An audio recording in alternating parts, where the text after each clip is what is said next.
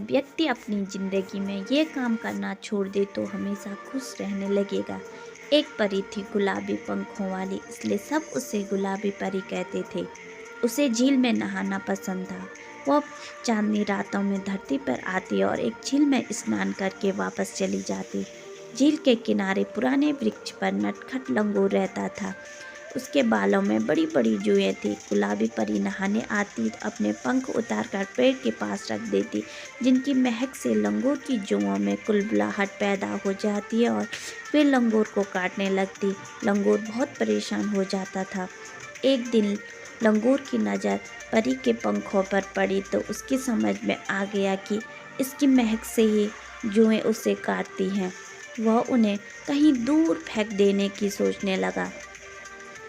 अगली बार जब गुलाबी परी ने अपने पंख उतारकर पेड़ के पास रखे और झील में नहाने लगी तो लंगूर ने मौका देखकर उसके पंख उठा लिए और पेड़ की सबसे ऊंची डाली पर जा बैठा और खों खों कर स्नान कर रही परी को चिढ़ाने लगा।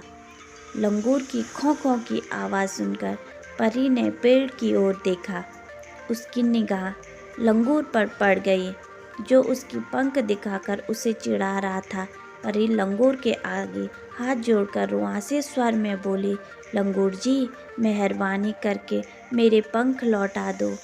बदले में लंगूर ने उसे घुड़की दी। वह बोला, भाग जा, तेरे इन पंखों के कारण मैं आधा रह गया, अब मैं इन्हें कभी नहीं दूंगा।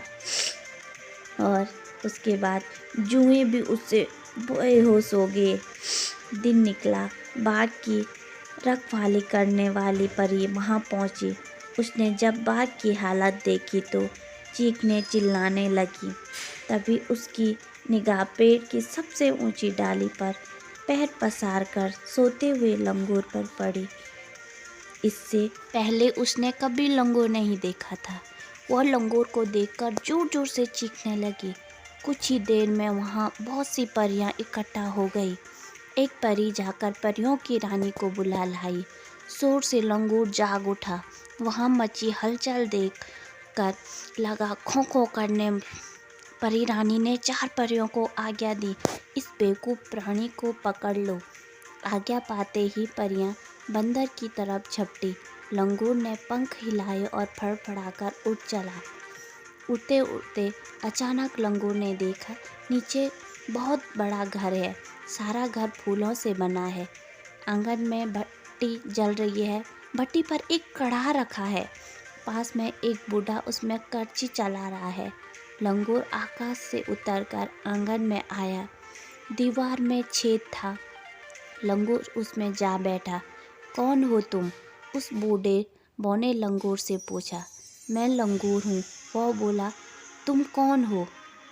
तो बूढ़े बौने ने लंगूर को ध्यानपूर्वक देखा, फिर बोला, लंगूर, क्या होता है?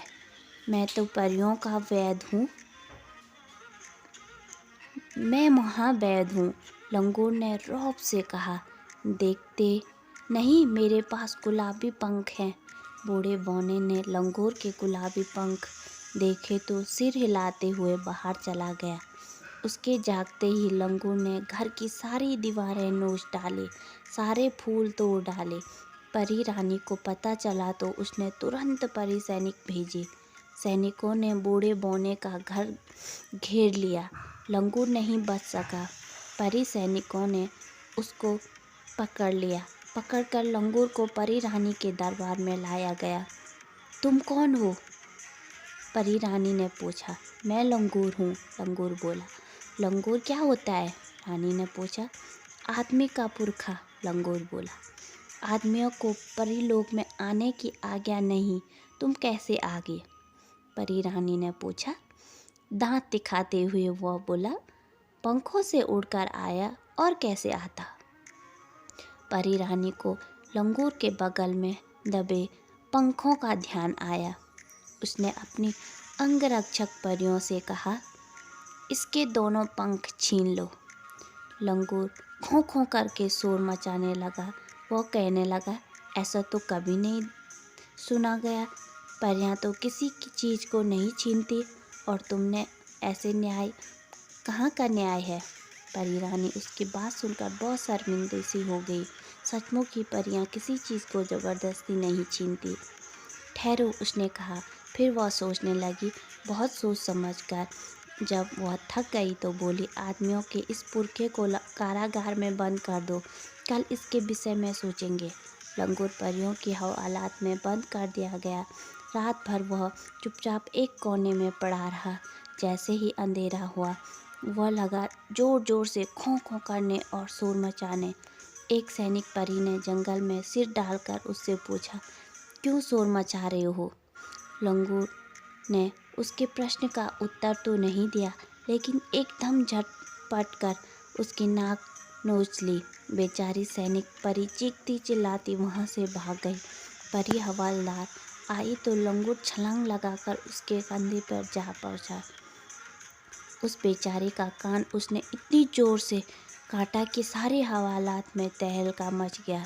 सवेरे परी रानी ने लंगूर की हरकत सुनी तो वह क्रोध के मारे तमा उठी। उसने तुरंत आज्ञा दी, आदमी के इस पुरखे की पूंछ काट दी जाए और उसे वापस धरती पर फेंक दिया जाए। परी रानी के आदेश पर लंगूर परी जल्लाद के पास ले जाया गया। वह बहुत रोया चिल्लाया मगर उसकी एक न सुनी गई। जल्लाद ने एक तेज छुरी से उसकी 3/4 पूंछ काट दी। उसको पूरी लोग से नीचे फेंक दिया गया। लंगूर गुलाबी पंखों को भी न खोल सका। जोर जोर से चीखता चिल्लाता वह सीधे अपने पुराने पेड़ पर आकर गिरा। सहायता के लिए उसने अपने दोनों हाथ उठाए तो उसके बगल में दबे दोनों गुलाबी पंख नीचे जा गिरे।